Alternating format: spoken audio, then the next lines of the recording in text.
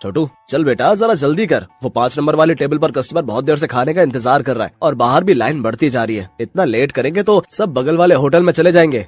बस मालिक 5 नंबर वाले का ऑर्डर तैयार है और यहाँ कुछ टेबल भी बस खाली होने वाली हैं, तो बाहर वाले कस्टमर्स अब अंदर आ सकते हैं।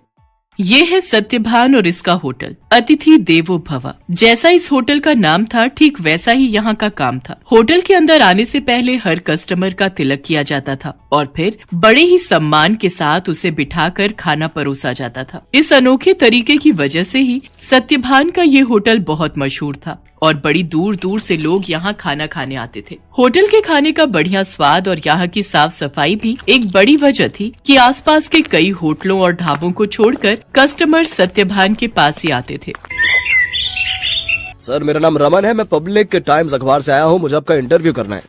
अच्छा हाँ क्यों नहीं, आइए आइए। रुकिए पहले मैं आपका तिलक करूँगा। हाँ अब ठीक है, अब आप यहाँ आराम से बैठिए। छोटू जल्दी से साहब के लिए गर्मा गर्म कचौड़ियाँ और बढ़िया चाय तो लेकर आ।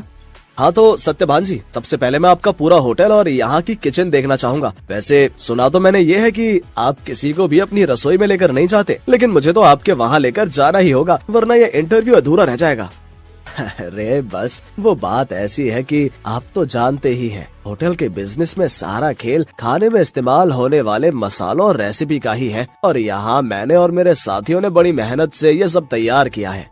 अच्छा लेकिन आपके यहाँ जो लोग काम करते हैं, मतलब आपके साथी, अगर उनमें से किसी ने धोखा दिया तो? नहीं नहीं, ऐसा तो हो ही नहीं सकता। यहाँ जितने भी लोग मेरे लिए काम करते हैं वो सब के सब मेरे गांव से ही हैं, यानी सब मेरा परिवार है। आज तक का रिकॉर्ड है, मुझे मेरा कोई साथी छोड़कर नहीं गया। ये तो वाकई बहुत बड़ी बात है। लेकिन अब तो आप इतने मशहूर हो गए, आपका होटल एक ब्रांड बन चुका है, तो लोग आपकी रसोई को अंदर से देखना चाहते हैं। आप चिंता मत कीजिए, मैं आपके मसालों और रेसिपीज का राज नहीं खोलूंगा, लेकिन रसोई के अंदर की कुछ फोटोज तो चाहिए होंगी आपके इंटरव्यू के साथ छापने के लिए।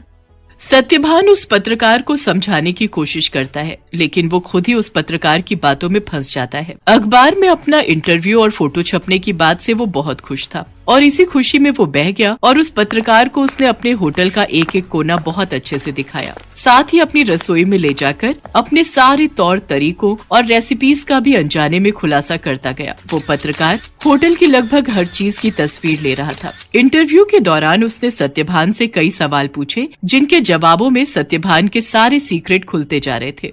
अच्छा सत्यभान जी, बहुत अच्छा लगा आपसे मिलकर। इंटरव्यू के लिए शुक्रिया, अब मैं चलता हूँ। जी जी आपका बहुत शुक्रिया। अब वैसे ये सब कब छपेगा अखबार में? बस यही 1-2 दिन में, मैं आपको फोन पर इन्फॉर्म करूंगा। इतना कहकर वो पत्रकार सत्यभान के होटल से बाहर निकलता है और कुछ दूर पहुंचते ही मुस्कुराते हुए अपने गले में पहना हुआ आई कार्ड उतारकर एक कूड़े के ढेर में फेंक देता है। बड़ा अक्लमंद समझता था खुद को, एक नंबर का बेवकूफ निकला ये तो। असल में ये आदमी कोई पत्रकार था ही नहीं, पास ही मौजूद एक दूसरे होटल के मालिक का रिश्तेदार था, जो पत्रकार बनकर सत्यभान के सारे सीक्रेट जानने के लिए उसके पास गया था। ये आदमी अपने मकसद में पूरी तरह से कामयाब हो चुका था। इधर सत्यभान रोज सुबह के अखबार में अपने इंटरव्यू के छपने का इंतजार कर रहा था। जा छोटू, देख तो अखबार आ गया होगा। अब तो पूरे 4 दिन हो लिए, आज तो पक्का अपनी फोटो छपी होगी।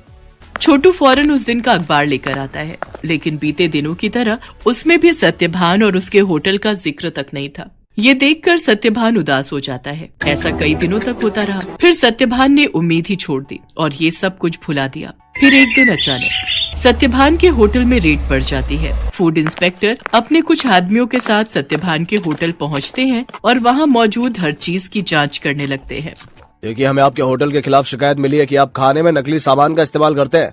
ये कैसी बातें कर रहे हैं आप? सालों से मैं इस होटल को चला रहा हूँ, वो भी पूरी ईमानदारी से। अगर ऐसा है तो हमें यहाँ की तलाशी लेने दीजिए। चलिए हटिए यहाँ से।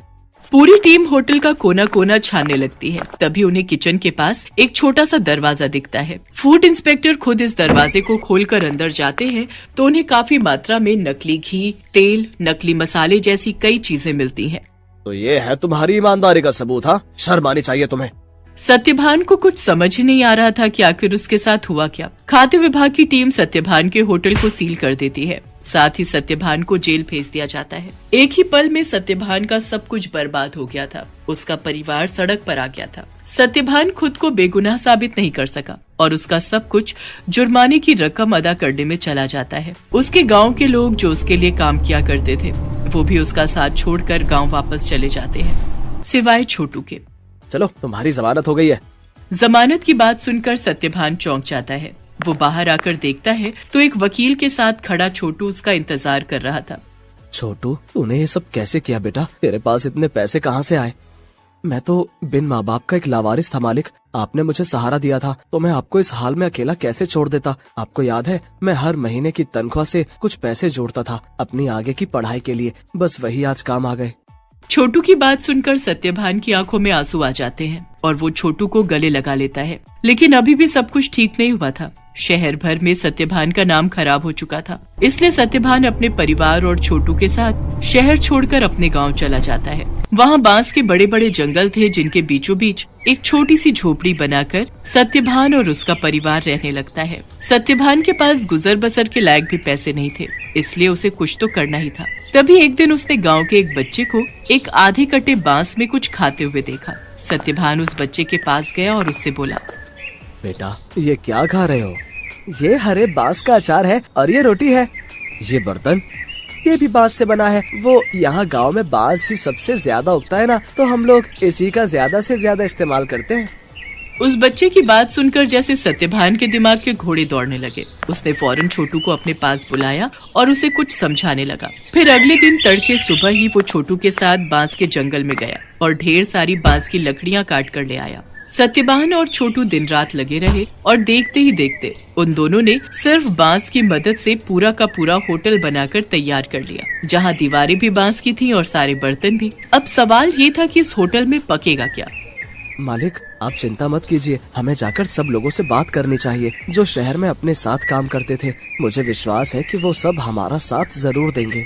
छोटू की बात मानकर सत्यभान अपने गांव के लोगों से बात करता है। धीरे धीरे गांव के कई लोग उसकी मदद के लिए आगे आते हैं। कई लोग उसे मुफ्त में राशन देते हैं, जिसके साथ हरे बांस का इस्तेमाल करके सत्यभान और छोटू होटल के लिए खाना बनाते हैं। और इस तरह एक बार फिर सत्यभान का होटल चल पड़ता है। लेकिन हालात अब पहले से बहुत अलग थे। कई दिनों तक सत्यभान के होटल में एक भी ग्राहक नहीं आता। फिर एक दिन शहर से कुछ दोस्तों का एक ग्रुप वहां आता है और सत्यभान के अनोखे होटल को देखकर चौंक जाता है। कुछ नया आजमाने के इरादे से वो सभी सत्यभान के होटल के अंदर आ जाते हैं। सत्यभान उन सब की बहुत ही अच्छे से खातिरदारी करता है और फिर भाई वाह, मजा आ गया। ये तो बिल्कुल ही नया एक्सपीरियंस था। शहर से इतनी दूर इतनी अच्छी सर्विस और उससे भी बढ़िया खाना। सच में बहुत अच्छा लगा यहाँ आकर। और सबसे बड़ी बात, मुझे तो पता ही नहीं था कि बांस को भी खा सकते हैं, वो भी इतने अलग अलग रेसिपीज में। सत्यभान के खाने और अलग किस्म के होटल की तारीफ वो सभी दोस्त अपने दूसरे दोस्तों से जाकर करते हैं, जिसके चलते और भी लोग खास तौर पर सत्यभान के होटल में खाना खाने वहां पर आते हैं। सत्यभान की सर्विस और खाना बहुत जल्दी अपना पहचान बना रहा था। लोग शहर के हाई फाई होटल छोड़कर सत्यभान के पास गांव में आ रहे थे। धीरे धीरे सत्यभान की गाड़ी पटरी पर आने लगती है और उसके पुराने साथी जो गाँव में ही थे वो भी उसके पास काम पर लौट आते हैं। मालिक भगवान की दया से अब सब ठीक हो रहा है, लेकिन अब तक ये समझ नहीं आया कि आखिर वो सब नकली सामान उस दिन अपने होटल में आया कहाँ से। ये पहेली तो सच में सुलझानी ही होगी छोटू। मुझे लगता है मुझे कुछ करना चाहिए। सत्यभान के पास अब इतने पैसे जमा हो चुके थे कि वो अपने खिलाफ रची गई साजिश की जांच करवा सकता था। वो अपने केस को रीओपन करवाता है और एक प्राइवेट डिटेक्टिव की मदद से सारा सच बाहर निकलवाता है। असल में रमन जो सत्यभान के पास पत्रकार बनकर आया था, ये सब उसके और उसके रिश्तेदार की सांठगांठ थी, जो सत्यभान के पुराने होटल के पास ही अपना होटल चलाता था। साथ ही सत्यभान की तरक्की से जलता भी था। रमन के द्वारा जुटाई गई जानकारी की मदद से ही वो सारा नकली सामान रातों रात चुपके से सत्यभान के होटल के अंदर पहुंचाया गया था। प्राइवेट डिटेक्टिव ने सारे जरूरी सबूत जुटा लिए थे, जिनकी मदद से दूध का दूध और पानी का पानी हो गया। दोषियों को सजा मिली और सत्यभान को उसकी खोई हुई इज्जत। शहर में मौजूद सत्यभान की सारी संपत्ति उसे वापस मिल जाती है, जहां सत्यभान फिर से अपना होटल शुरू करता है, लेकिन बिल्कुल नई थीम, नए तौर तरीकों और नई रेसिपीज